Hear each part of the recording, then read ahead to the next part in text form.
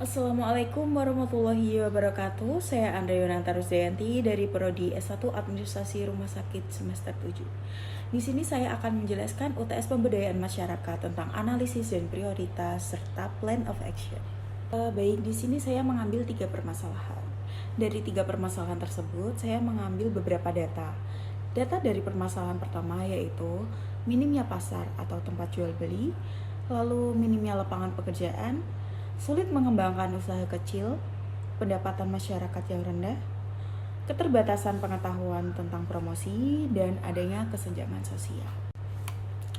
Dari data-data tersebut, terdapat beberapa penyebab. Yang pertama, kurangnya infrastruktur yang mendukung. Yang kedua, keterbatasannya peluang usaha.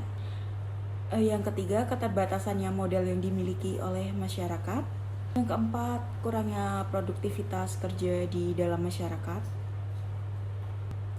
Yang kelima, kurangnya akses pendidikan dan pelatihan yang memadai. Yang keenam, distribusi kekayaan yang tidak merata. Dari data dan penyebab tersebut, akhirnya kita menemukan titik masalah dari masyarakat atau di lingkup masyarakat tersebut. Yang pertama, terjadinya kemiskinan. Yang kedua, kesempatan kerja yang terbatas. Yang ketiga, kemauan untuk belajar. Yang keempat, diskriminasi sosial. Yang kelima, perbedaannya kualitas hidup antar wilayah. Yang keenam, kesenjangan digital atau kesenjangan sosial. Yang selanjutnya, data kedua, yaitu pemahaman agama yang salah, intoleransi antar umat beragama, paham radikalisme yang menyebar di masyarakat, kesenjangan sosial akibat perbedaan, serta perselisihan mengenai pembangunan tempat ibadah.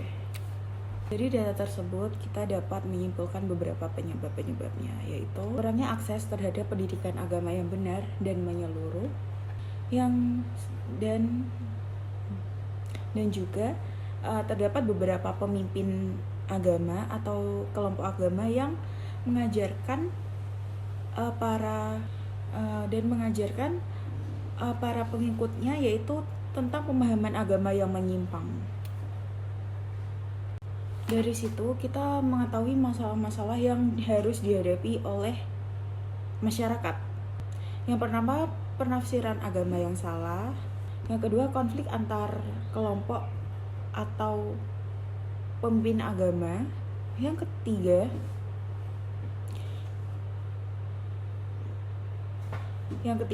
penyebaran paham radikal. Lalu data yang ketiga yaitu tingkat kelahiran yang tinggi,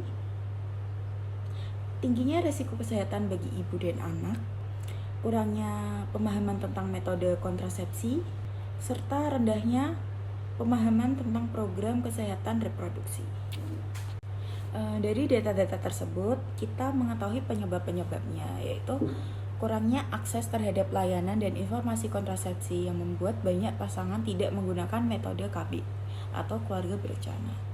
Selanjutnya, beranggapan bahwa memiliki banyak anak merupakan suatu kebanggaan atau suatu hal yang bisa dibanggakan di tengah-tengah masyarakat. Dan pernikahan dini dianggap menjadi hal yang biasa di tengah-tengah masyarakat. Dari data dan penyebab tersebut dapat diambil beberapa permasalahan yang harus ditangani. Yang pertama yaitu jadinya kemiskinan. Yang kedua, kurangnya pemahaman tentang program KB. Yang ketiga, merupakan kepercayaan dari daerah setempat. Oke, selanjutnya yang saya bahas adalah plan of action. Masalah yang pertama yaitu kurangnya fasilitas pendukung ekonomi. Sasaran yang saya ambil adalah seluruh warga desa. Untuk tujuannya yaitu meningkatkan kualitas hidup dan kesejahteraan sosial masyarakat, serta menciptakan kestabilan ekonomi dalam waktu yang panjang atau dalam jangka panjang. Untuk strategi yang saya gunakan yaitu melakukan wawancara terhadap warga desa dan pejabat desa tentunya. Yang kedua yaitu melakukan observasi lapangan. Yang ketiga, membuat laporan untuk mengembangkan pasar desa. Yang keempat, melakukan kerjasama dengan lembaga-lembaga, contoh LSM atau lembaga keuangan, pemerintah daerah seperti itu. Selanjutnya rencana kegiatan yang ingin saya lakukan yaitu melakukan pelatihan wirausaha dan manajemen keuangan. Lalu pengadaan fasilitas ekonomi, contoh seperti pasar desa yang layak. Lalu yang ketiga, menyelenggarakan acara-acara yang memamerkan produk dari desa tersebut dan mengenalkannya ke masyarakat luas.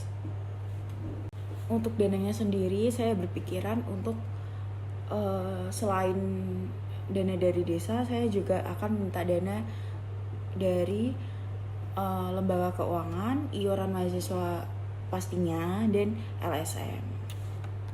Untuk tempatnya, itu saya mengambil tempat di balai desa untuk melakukan pelatihan seperti itu. Dan untuk mengembangkan pasarnya, kita akan menggunakan lingkungan desa yang dimana kita membutuhkan beberapa izin dari pejabat desa tersebut serta warga juga.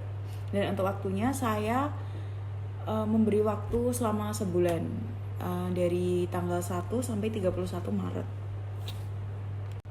Untuk evaluasi kriterianya yaitu ketersediaan akses modal, lalu infrastruktur desa, dan aksesibilitas ke pasar, serta dukungan dari pemerintah juga pasti. Dan untuk evaluasi standarnya yaitu 70-80% mengadopsi pengetahuan tentang keterampilan ekonomi. Lalu 50-60% keluarga mengalami peningkatan kualitas hidup atau kesejahteraan ekonomi. Seiring berjalannya perkembangan dari pasar tersebut. Lalu permasalahan kedua yang saya ambil yaitu konflik antar umat beragama.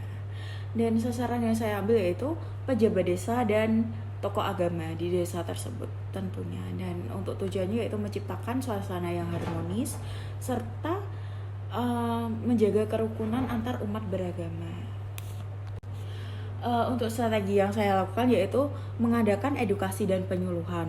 Lalu yang kedua yaitu mengajak para tokoh agama untuk mengeluarkan seruan damai atau mengeluarkan aksi damai untuk para warga desa. Lalu yang ketiga, mengadakan acara budaya yang mengajak para berbagai kelompok agama atau melibatkan mereka dalam acara tersebut. Lalu saya memiliki beberapa rencana kegiatan yaitu pelatihan untuk tokoh agama, lalu mengadakan interfaith dialog atau dialog keagamaan yang melibatkan tokoh-tokoh agama serta mengundang narasumber yang berkompeten, dan mengadakan acara di tempat-tempat ibadah di desa tersebut. Untuk dananya sendiri saya berpikiran untuk menggunakan dana desa dan pasti mengajukan proposal dana untuk pemerintah yang memiliki program tentang perdamaian sosial. Dan untuk tempatnya sendiri saya memilih di balai desa dan tempat-tempat ibadah. Dan rencana waktu saya untuk mengadakan kegiatan-kegiatan ini yaitu setiap minggu. Jadi setiap minggu saya ingin selalu ada kegiatan tentang keagamaan.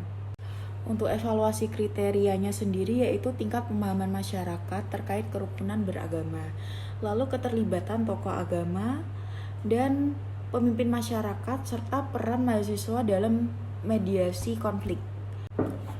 Lalu untuk evaluasi standarnya sendiri, saya ingin 60-70% masyarakat desa memahami apa itu toleransi, dan mereka dapat merubah sikap mereka menjadi lebih menerima keberagaman setelah acara atau setelah kegiatan-kegiatan yang kita lakukan di desa tersebut. Lalu untuk permasalahan yang ketiga yaitu pemahaman tentang KB. Untuk sasarannya sendiri saya mengambil remaja, ibu hamil, dan pasangan muda. Tujuannya sendiri saya ingin meningkatkan kesadaran pemahaman tentang betapa pentingnya program ini, entah itu dari segi jumlah anak, jarak kelahiran, maupun pemilihan metode kontrasepsi yang sesuai. Untuk strateginya sendiri saya mengambil peningkatan akses layanan KB, menyediakan platform untuk belajar tentang KB dan keluarga sehat, serta mengadakan edukasi-edukasi tentang pentingnya menjaga kesehatan reproduksi dan pencegahan kehamilan di sekolah-sekolah. Untuk rencana kegiatannya sendiri, saya ingin ada seminar dan diskusi tentang pentingnya KB, mengadakan edukasi ke sekolah-sekolah atau ke remaja desa, pendampingan dan penyuluhan KB ke ibu rumah tangga, serta pelatihan kader KB di desa. Untuk tempatnya sendiri, saya memilih balai desa, rumah warga, dan sekolah-sekolah. Dan untuk dana yang saya ingin ambil atau saya ingin salurkan ke kegiatan ini yaitu dari dana desa dan dinas kesehatan. Saya ingin melakukan kegiatan ini tuh selama seminggu sekali. Jadi seminggu sekali itu sama seperti tadi ada satu kegiatan yang membahas tentang program ini. Untuk evaluasi kriterianya sendiri, saya mengambil tingkat pemahaman masyarakat tentang apa itu pentingnya KB, tingkat peningkatan penggunaan alat kontrasepsi, dan pemanfaatan layanan KB. Untuk evaluasi standarnya sendiri, saya ingin 80% dari peserta seminar atau peserta penyuluhan dapat menjelaskan minimal 3 kontrasepsi dan manfaatnya, serta 70% masyarakat menunjukkan peningkatan pengetahuan tentang apa itu KB, seperti itu. Sekian sedikit penjelasan UTS pemberdayaan masyarakat dari saya. Terima kasih. Wassalamualaikum warahmatullahi wabarakatuh.